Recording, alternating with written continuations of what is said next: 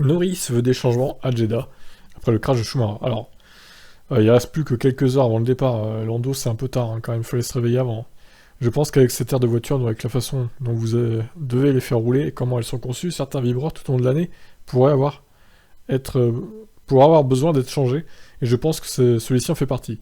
Je pense que c'était très évident lors de la course de F2, parce qu'en F2, les voitures doivent rouler très bas. Il y a eu 2 accidents, et Sam a été hospitalisé. Avec ce type de voiture, vous ne pouvez pas avoir un vibreur aussi agressif à la vitesse à laquelle nous roulons. C'est ce qui rend les choses encore pires, c'est la façon dont il est incliné. La moindre erreur peut provoquer un gros incident, comme on l'a vu.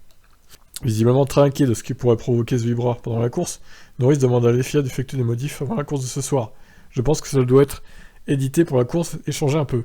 Mais ils vont pas avoir le temps, enfin, je veux dire, le timing est trop serré là. Parce que surtout en situation de course, si vous suivez ou si vous avez juste un peu de sous-virage à cause de l'air sale, ça pourrait arriver sans aucune faute de votre part.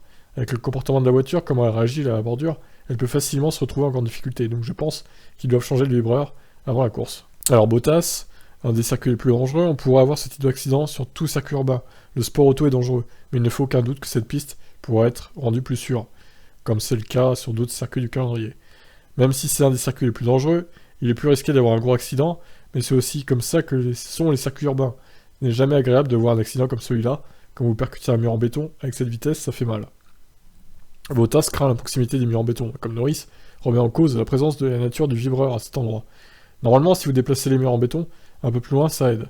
Mais alors, vous perdez énormément, et évidemment, la nature de la piste en ville. Mais ce virage à cet endroit doit être pensé, parce qu'une fois que vous l'avez touché, le fond sur cette bordure, donc le fond de la voiture, vous perdez le contrôle assez facilement. Peut-être que peut-être que dans cette zone spécifique, ça pourrait être la solution, mais dans le premier secteur, les angles morts et la visibilité sont encore assez faibles. Donc c'est toujours un peu une préoccupation. Bah écoutez, moi je dirais qu'il fallait faire les changements avant le week-end de course, en fait. Et ils auraient peut-être dû prévoir ça avant, en fait. Enfin bon, je comprends pas. Ils ont quand même des ingénieurs payés un max de blé, qui ont fait des études très poussées, ils sont pas capables d'anticiper, en fait, les problèmes qui pourraient résulter à cause des vibreurs, quoi.